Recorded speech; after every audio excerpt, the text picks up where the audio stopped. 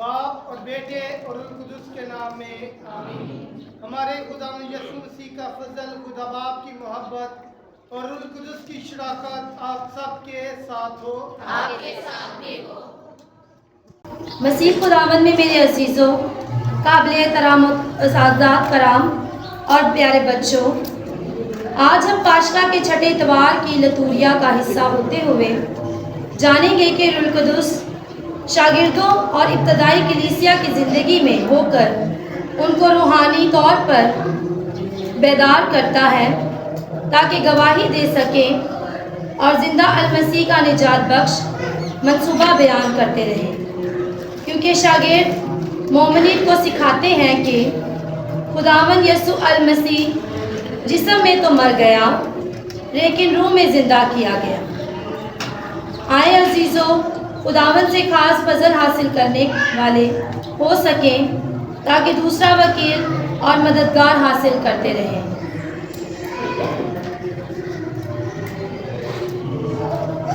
मसीह में मेरे अजीज़ों, अपने गुनहगार होने का इकरार करें ताकि वाजिब तौर पर आज की इस इबादत में शामिल हो सकें। तौबा का अमल।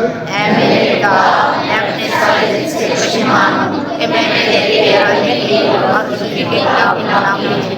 मैं अपने सब गुनाहों से नफरत करती हूँ क्योंकि वो तुझको नाखुश करते हैं।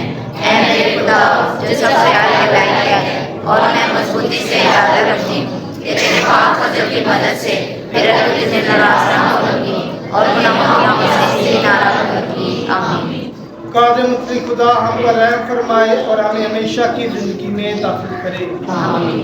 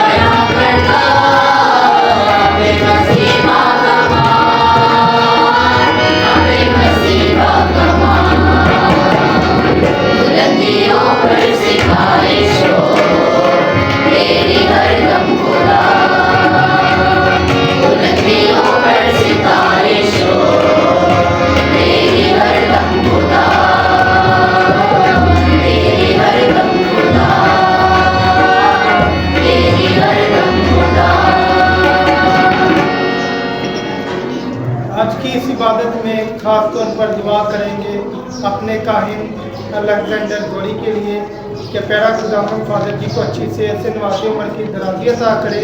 और दुआ भी करेंगे सलमा बीबी के लिए, उसकी अच्छी सेहत के लिए कि प्यारा खुदावन हमारी माँ को अच्छी सेहत अता करे और इन्हें भी उम्र की दराज़ी अता करे। और आज खास तौर पर दुआ करेंगे तमाम माँओं के लिए कि जिस तरह आज हम आलमी दिन मनाते हैं माँओं के लिए, कि प्यारा खुदावन उनका साया हमेशा हमारे सरों पर कायम रखे और इन्हें उम्र की दराज़ी अता करे। हम दुआ मांगे। कादे मुतली खुदा, मसीह खुदावन मुर्दों में से जिंदा हुआ, अनायत कर के शादमानी के इन दिनों की जो रस्में हम उसकी इज्जत में अदा करते हैं, उनको अकीदत और गर्मजोशी के साथ अदा करें, ताकि हम अपने नजात के सिलसिले के तमाम वाक़यात पर गौर करें और उनके मुताबिक अमली तौर पर अपनी ज़िंदगियाँ गुजारें। मसीह हमारे खुदावंद के वसीले से जो तेरे साथ रूह कुदुस की वादानियत में खुदा है और हमेशा से हमेशा तक जिंदा रहता और सल्तनत करता है।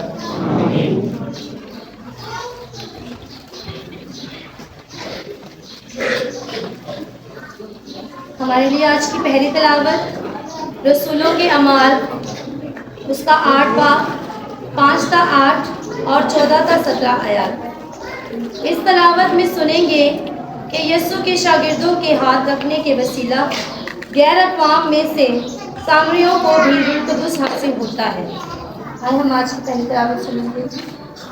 उस वक्त फलाबूस सामरिया के एक शहर में जाकर लोगों में अल मसीह की बुनादी करने लगा और उन करिश्मों को जो सुनकर और देखकर जो फलाबूस दिखाता था, लोग उसकी बातों पर बिला इत्तेफाक मुतवज्जा हुए, क्योंकि बतेरों में से जिनमें नापाक रूहें थीं वो बड़ी आवाज से चिल्लाकर निकल गईं और बहुत से मफलूज और लंगड़े शिफायाब हुए। इसलिए उस शहर में बड़ी खुशी की। जब रसूलों ने जो यरूशलेम में थे सुना कि सामरियों ने खुदा का कलाम कबूल किया है, तो उन्होंने पतरस और यूहन्ना को उनके पास भेजा। जब वो पहुंचे तो उन्होंने उनके लिए दुआ की कि रूह कुदुस पाए, क्योंकि वो उस वक्त तक उनमें से किसी पर नाजिल न हुआ, लेकिन उन्होंने सिर्फ खुदावंद यीशु मसीह के नाम पर बपतिस्मा पाया था। तब उन्होंने उन पर हाथ रखे और उन्होंने कलाम के पढ़े और सुने जाने पर खुदावंद की बरकत। हमारे लिए आज का जवायती जवाब, ए कुल मुमालिक खुदा के लिए खुशी का नारा मारो। जवायती जवाब, ऐ कुल मुमालिक खुदा के लिए खुशी का नारा मारो। ए कुल मुमालिक खुदा के लिए खुशी का नारा मारो। उसके नाम के जलाल का गीत गाओ, उसके लिए एक शानदार तराना हम पेश करो। खुदा उसे कहो कि तेरे का क्या ही मुहित है। जवायती जवाब, ऐ कुल मुमालिक खुदा के लिए खुशी का नारा मारो। तमाम ज़मीन तुझे सजदा करे और तेरा गीत गाए, तेरे नाम का गीत गाए। आकर खुदा के कामों को देखो, बनीनो इंसान के दरमियान उसने मुहित काम किए हैं। जवायती जवाब, ऐ कुल मुमालिक खुदा के लिए खुशी का नारा मारो। उसने समंदर को खुशकी बना दिया है, उन्होंने दरिया को पैदल अबूर किया। इसलिए आओ हम उसमें खुशी मनाएं, वो अपनी कुदरत से अब तक हुक्मरान है। जमायती जवाब, ऐ कुल मुमालिक खुदा के लिए खुशी का नारा मारो। तुम सब जो खुदा से डरते हो आकर सुनो, मैं तुम्हें बताऊंगा कि उसने मेरे लिए क्या क्या किया है। खुदा मुबारक हो जिसने ना तो मेरी दुआ को रद्द किया और ना अपनी शफकत ही को मुझसे बात रखा। जमायती जवाब, ऐ कुल मुमालिक खुदा के लिए खुशी का नारा मारो। हमारे लिए आज की दूसरी तिलावत मुकद्दस पौलुस पतरस का खत उसका 3 बाब 15-18। इस तलावत में मुकद्दस पतरस कलीसिया को बयान करते हैं कि यीशु मसीह जिस्म के लिहाज से तो मर गया मगर रूह में जिंदा किया गया। अजीजों, खुदावन मसीह को अपने दिलों में मुकद्दस समझें और जो कोई तुमसे इस उम्मीद की दलील पूछे जो तुम में है तो उसे जवाब देने के लिए हमेशा तैयार हो, मगर ये फरोख्ती और खौफ के साथ और नेक नीयत रखो ताकि वो जो तुम्हें बदकार जानकर तुमको बुरा कहते हैं और तुम्हारे मसीह नेक चाल चलन पर नामतान करते हैं शर्मिंदा हो। क्योंकि अगर खुदावन की मर्जी यूं ही हो तो नेकी करने के सबब से दुख उठाने बदी करने के सबब से दुख उठाने से बेहतर है। इसीलिए मसीह भी एक बार गुनाहों के वास्ते मारा गया, राजबाज नाराजगी के लिए, ताकि तुमको खुदावन के पास पहुंचाए। वो जिस्म में तो मारा गया लेकिन रूह में जिंदा किया गया। कलाम के पढ़े और सुने जाने पर खुदावन बताओ।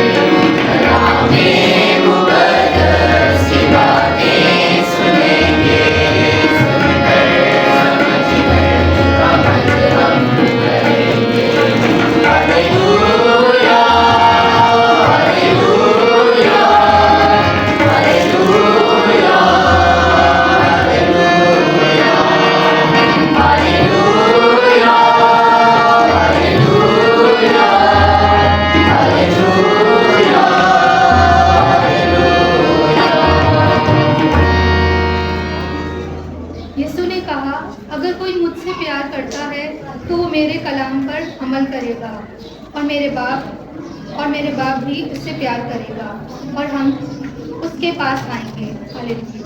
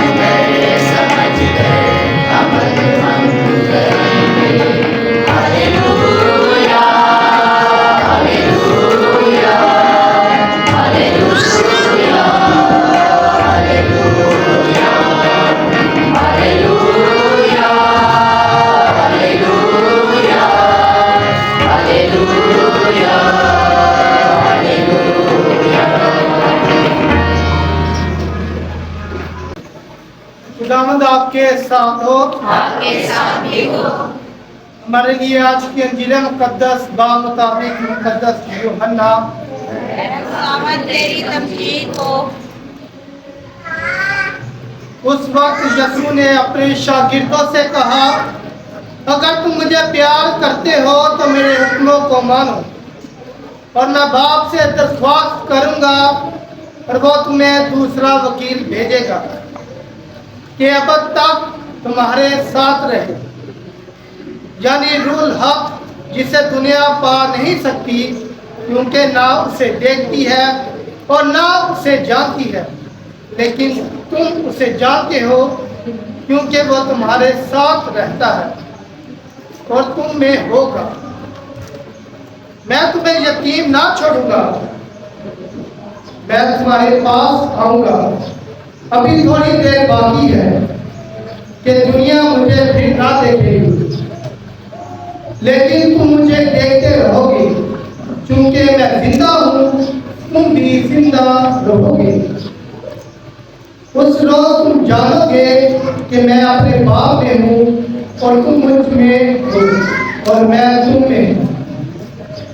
जिसके पास मेरे हुक्म है और वो उन्हें मानता है, वही मुझसे प्यार करता है, और जो मुझसे प्यार करता है वो मेरे बाप का प्यारा होगा और मैं उसे प्यार करूंगा और अपने आप को उस पर जाहिर करूंगा।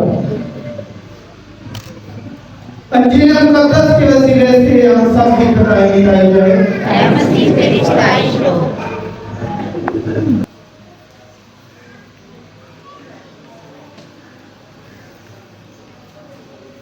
मसीह खुदावंद में मेरे अजीज मोमिनीन, खुदा का शुक्र अदा करते हैं उसकी तमाम बरकतों का, रहमतों का, हर एक सांस का, कारोबार में तरक्की का, तालीम और तरबियत में तरक्की का, और हर एक चीज का जो खुदा हमारी जिंदगियों में करा बकरा और हर उधर करता है।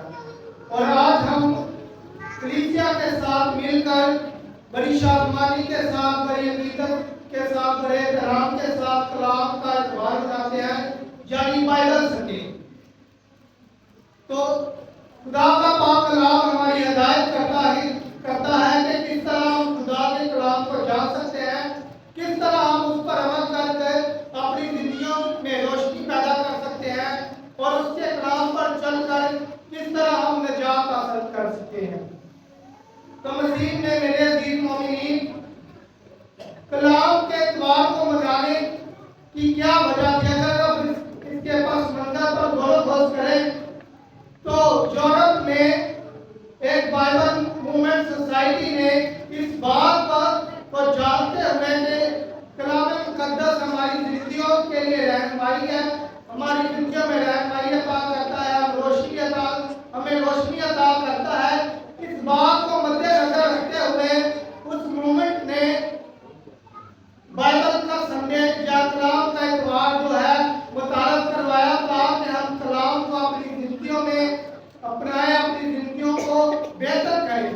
और दूसरी बात ये थी कि बाइबल संडे को मनाने की वजह ये थी कि जो खुदा का कलाम है आप लोगों तक जो है उसकी रसाई हासिल हो सके, क्योंकि खुदा का कलाम जो था उस वक्त ये किताबें थी या ये बाइबल मुकद्दस बहुत महंगी थी, तो इसीलिए ख्याल करने के लिए उस मूवमेंट ने इस बात को समझा कि हम किस तरह इसको आम कर सकते हैं।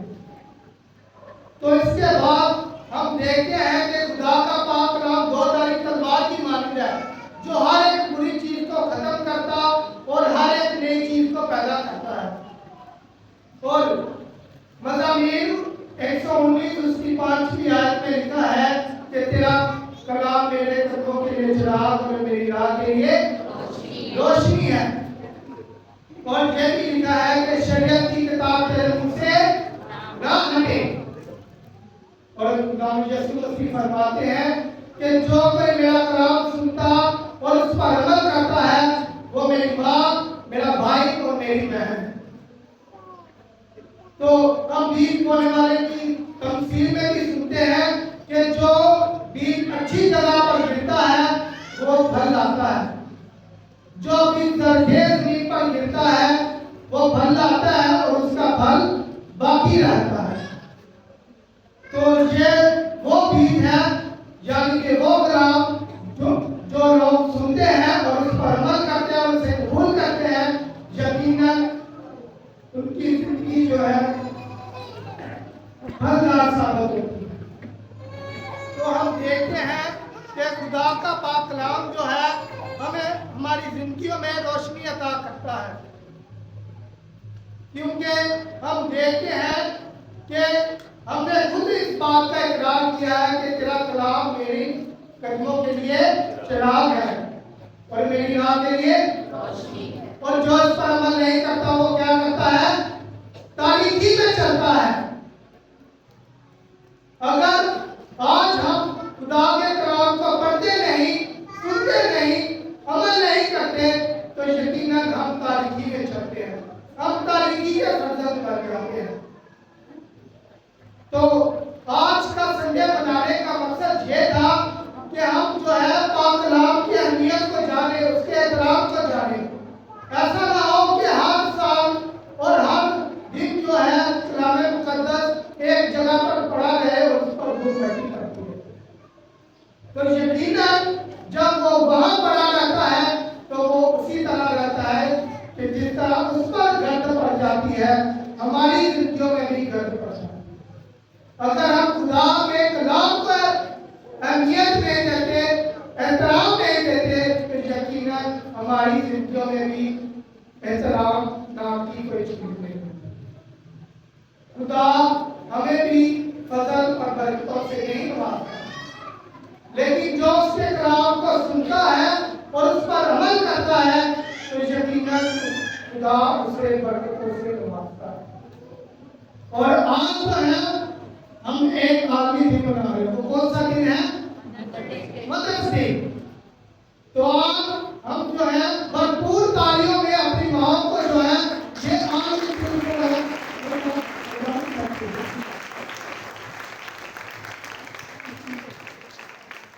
तो मसीह खुदावंद में मेरे अजीज मोमिनीन, अगर हम इसका पस मंजर जानने की कोशिश करें तो अमेरिका की एक खातून जिसका नाम एलिजाबेथ था, उसने 1908 में अपनी वालदा की जो मेमोरियल सर्विस थी उस पर ये जो है इस बात का इकरार किया, इस बात की अहमियत को जाना कि मुझे जो है अपनी माँ की जो अहमियत है उसको जानने की जरूरत है।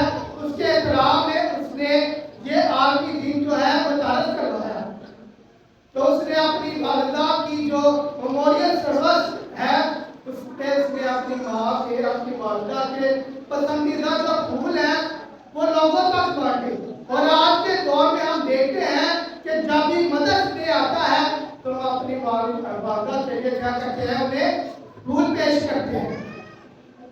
तो उसके बाद 1914 में विड्रो विल्सन ने इस बात की अहमियत को जाना और इस बात को पहचाना कि हमें अपनी वालिदा के एहतराम में जो है एक दिन मखसूस करना चाहिए।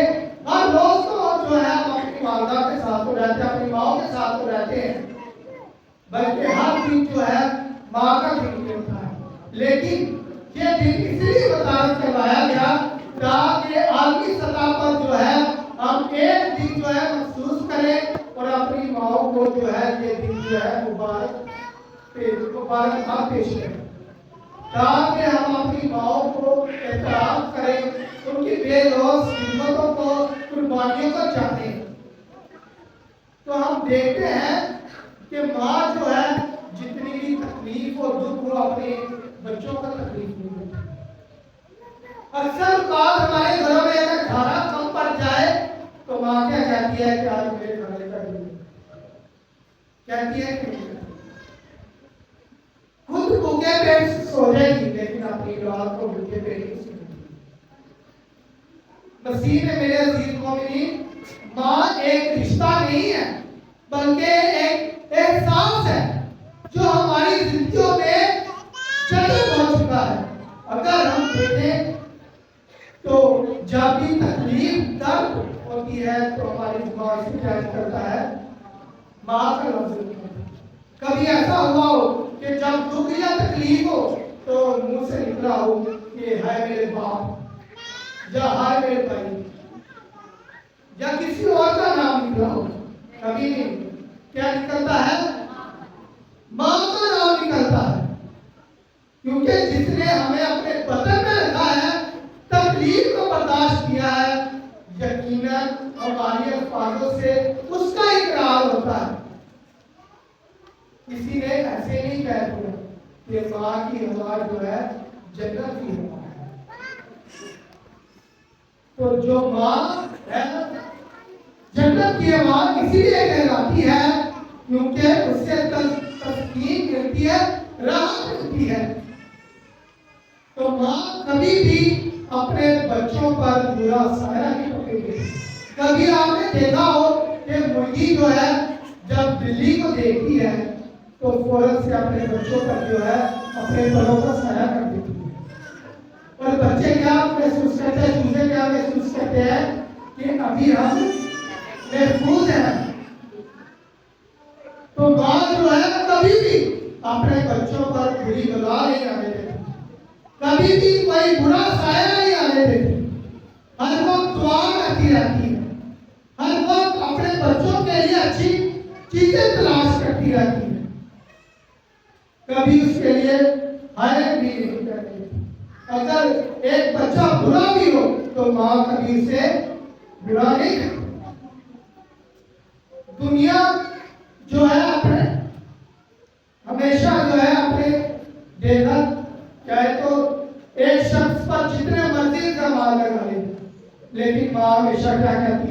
मेरा बच्चा बेकसूर है।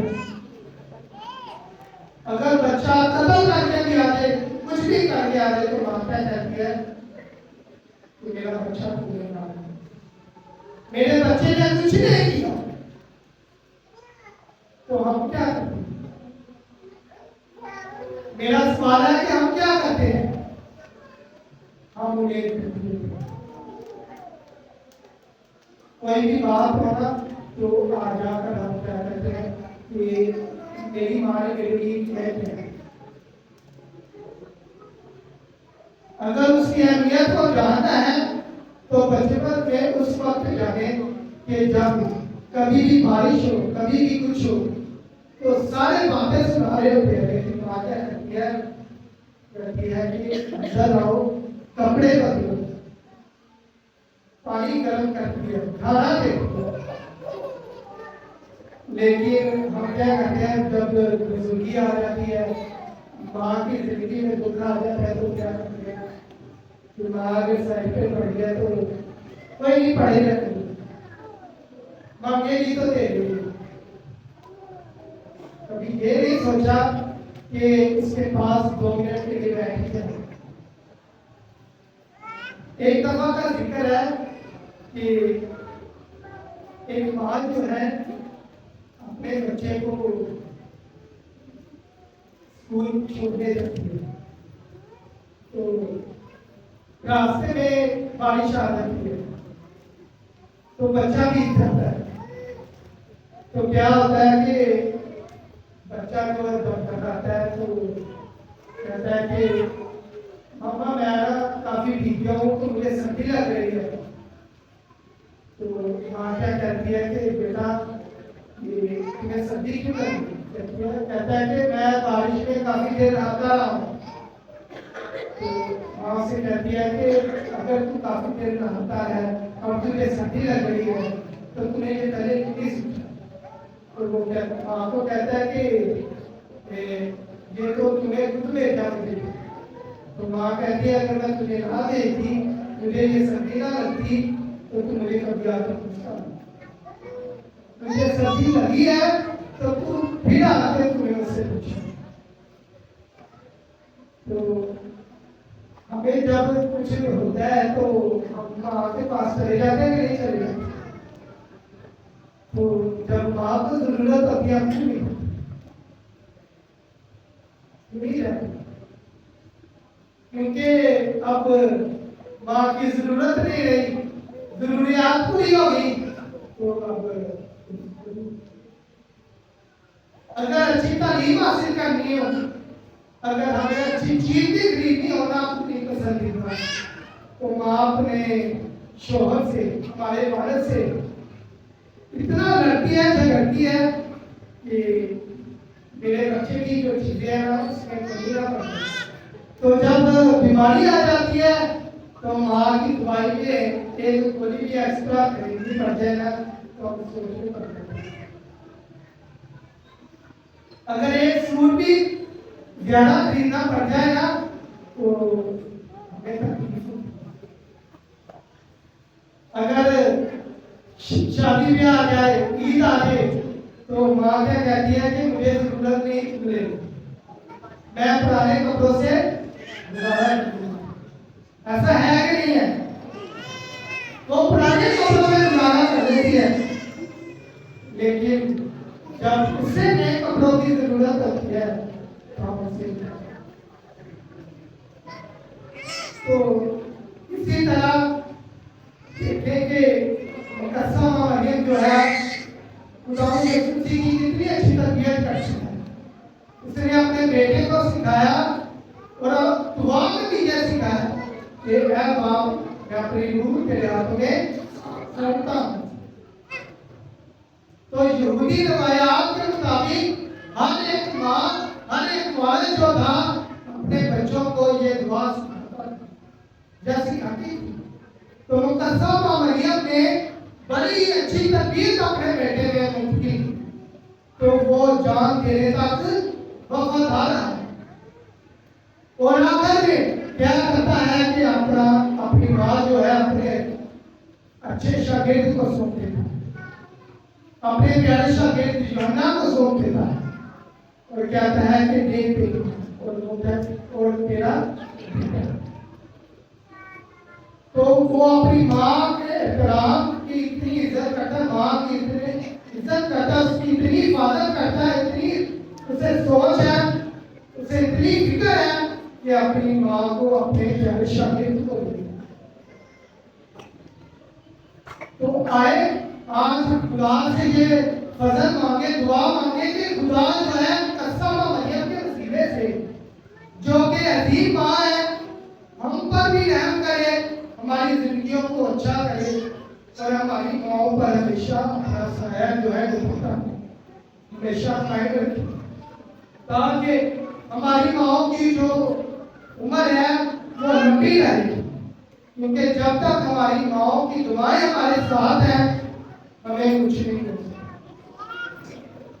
और आज हमें खुदा एक नया मिशन सौंपता है, और वो क्या मिशन है कि एक दूसरे से प्यार करो कि जैसे मैंने तुमसे प्यार किया। अगर तुम मेरे प्यार में कायम रहोगे तो तुम बाप को जानोगे। तो मसीह में मेरे अजीज मोमिनीन, खुदा जो है ये मिशन हमें सौंपता है कि हम खुदा को प्यार करें, और ये मिशन जो है हमें एक दूसरे तक भी बांटना है, अपने पड़ोसी को अपनी मानित प्यार करना है। तो एक दफा का जिक्र है कि एक बच्चा जो है उसका वालिद जो है उसे स्कूल छोड़ने के लिए डेली स्कूल छोड़ने के लिए जाता है और अपने बच्चे को कहता है कि तू आगे चल, मैं तेरे पीछे पीछे चलूंगा। तो जब बच्चा डेली स्कूल जाता है, रोजाना स्कूल जाता है, तो उसका बाप उसके पीछे पीछे चलता है। एक दिन होता है वो नहीं जाता, दूसरा दिन होता है वो नहीं जाता, तीसरा दिन हो जाता है वो नहीं जाता, और चौथे दिन बच्चा देखता है कि उसका बाप उसके पीछे है। तो अपने बाप को घर में जाकर पूछता है कि मेरे पीछे आज क्यों नहीं आया। तो उसका बाप कहता है कि जब तक तू चल रहा था, तूने पीछे मुड़कर नहीं देखा, तो तुझे एहसास था, तुझे पता था कि मेरा बाप मेरे साथ है, तो तू अपनी राह पर सही चलता था। तो इसी तरह मेरे अजीज मोमिनीन, खुदावंद यीशु मसीह हमारे साथ जदीदन तौर पर जो है जिस्मानी तौर पर हमारे साथ नहीं रहता, लेकिन रूहानी तौर पर हमारे साथ हमेशा रहता है, क्योंकि उसका वादा है कि दुनिया के आखिर तक मैं तुम्हारे साथ हूँ। तो उसका प्यार हमारे साथ रहता है। तो खुदा से ये फजल मांगे कि खुदा जो है हमें पाक कलाम से प्यार करने की तौफीक अता करे, हमें हमारी माओ से प्यार करने की तौफीक अता करे, और खुदा को प्यार करने की जो है हिम्मत और ताकत अता करे, ताकि हम खुदा से प्यार करें और उसका प्यार अपनी जिंदगियों में जाने। क्योंकि ये एक नया हुक्म है, क्योंकि खुदा यीशु मसीह ने कहा कि मैं तुम्हें एक नया हुक्म देता हूँ कि एक दूसरे से प्यार करो। तो जो खुदावंद का नया हुक्म है, हमें चाहिए कि उस पर अमल करें या नहीं, ना करें। अगर खुदा ने हमें ये नया हुक्म अता किया है, तो हमें चाहिए कि ये नया हुक्म जो है अपनी जिंदगियों में अपनाएं, ताकि हम खुदा के हुक्मों पर चलते हुए अपनी जिंदगियों को बेहतर बनाएं और खुदा की हजूरी को अपनी जिंदगियों में महसूस करते हुए हमेशा उसके हुक्मों पर चलते हैं। मसीह हमारे खुदा के वसीले से आमीन। आए हम सब खड़े हों और अपने ईमान का इकरार करें। रसूलों का अकीदा में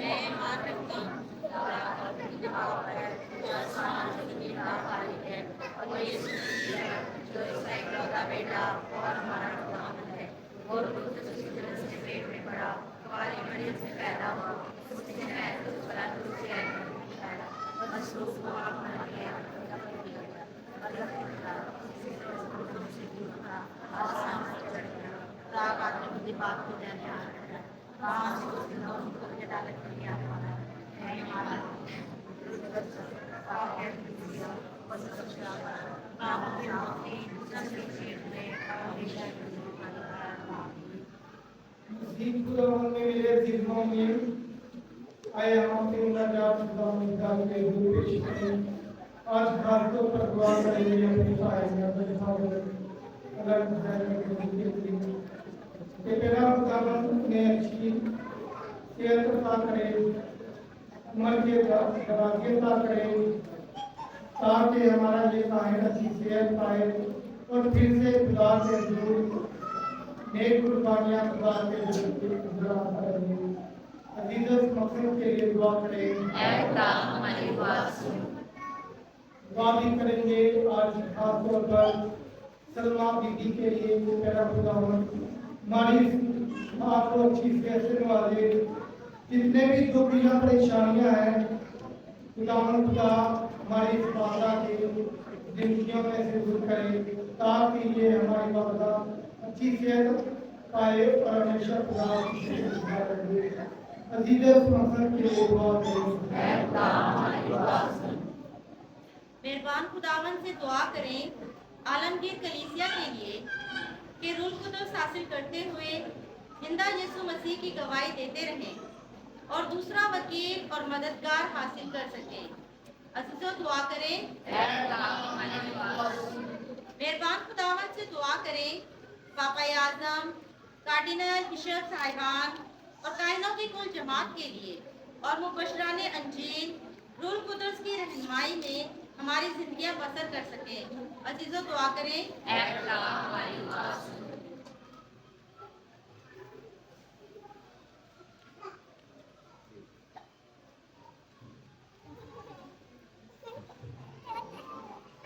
मेहरबान खुदावन से दुआ करें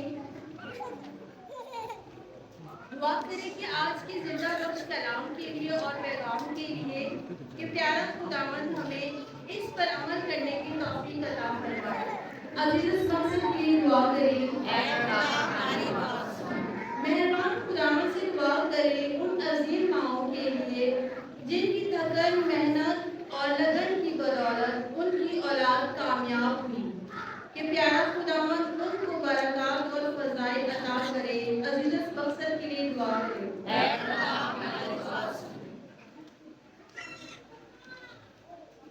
मेहरबान खुदावन से दुआ करें दोनों वालिदैन को मोहब्बत और माओं के लिए जो खुदावन ने दो दी, प्यारा खुदावन उनको अपनी आराम अता करे और जो जिंदा है उनको से तंदुरुस्ती अता करे। अजीजों मकसद के लिए दुआ करें।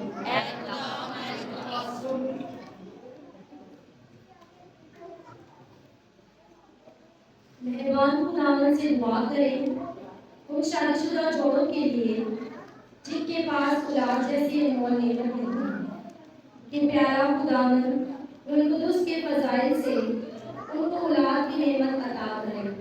अजीजों दुआ करें।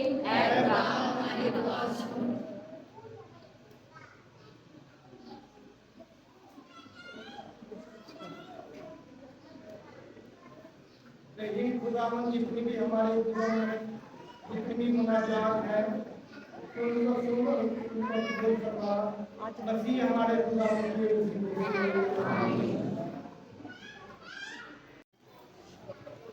हम अपने सलात और दुआएं दुआ में शामिल हों। ऐ खुदावन सदा राय कर के पेश किए हुए नजरानों के साथ हमारी दुआएं भी तेरे हजूर में पहुंचे, ताकि हम तेरी मेहरबानी से पाकीज़ा होकर और तेरी बड़ी शफ़क़त की बेशकीमत नेमत पाकर उनके मुआफिक चले। मसीह हमारे खुदावंद के वसीले से खुदावंद आपके साथ हो। हम अपने निजात देने वाले से हिदायत पाकर पूरे भरोसे के साथ उसी तरीके से दुआ करें जो खुदावंद ने हमें सिखाया है। ऐ हमारे बाप जो आसमान में है, तेरा नाम पाक होना चाहिए, तेरी बादशाही आए, तेरी मर्जी जैसे आसमान में पूरी होती है जमीन पर भी हो। हमारे रोज की रोटी आज हमें दे और जिसका हम अपने कर्जदारों को बख्शते हैं, तू हमारे कर्ज में बख्श और हमें मैल न पड़ने दे, बल्कि बुराई से बचा। आमीन।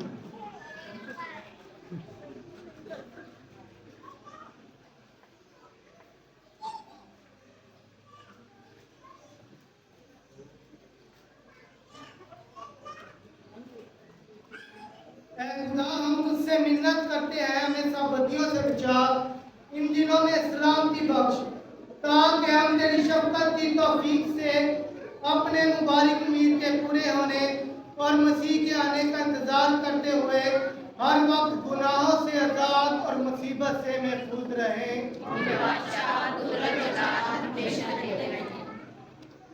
खुदावंद यीशु मसीह तूने अपने रसूल से कहा कि मैं तुम्हारे पास सलामती छोड़े जाता हूँ, मैं अपनी सलामती तुम्हें देता हूँ। हमारे गुनाहों पर नहीं, अपनी कलीसिया के ईमान पर नजर कर और उनसे वो सलामती और इत्तेहाद बख्श जो तेरी मर्जी के मुताबिक है। खुदावंद की जिंदा सलामती हर वक्त आप सबके साथ हो। हम एक दूसरे की सलामती चाहें।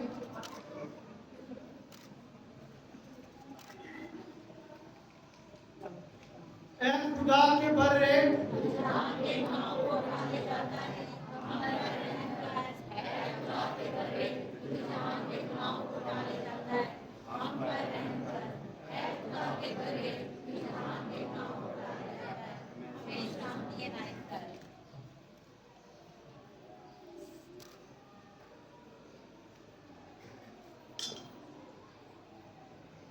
मेरे अजीजों, ये है खुदा का बर्रा जो जहान के गुनाहों को उठा ले जाता है। मुबारक है हम सब जो इस पाक बर्रे की ज़ियाफत में बुलाए गए।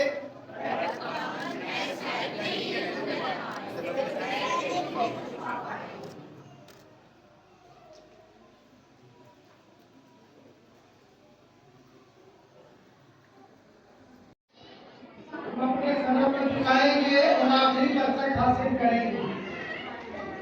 खुदावंद आपके साथ हो, आपके साथ भी हो। और बाप और बेटे और रूह कुदस की बरकत अब से लेकर हमेशा से हमेशा तक आप सब पर नाज़िल हो। आमीन। इबादत हो चुकी, सलामती में रहें। खुदा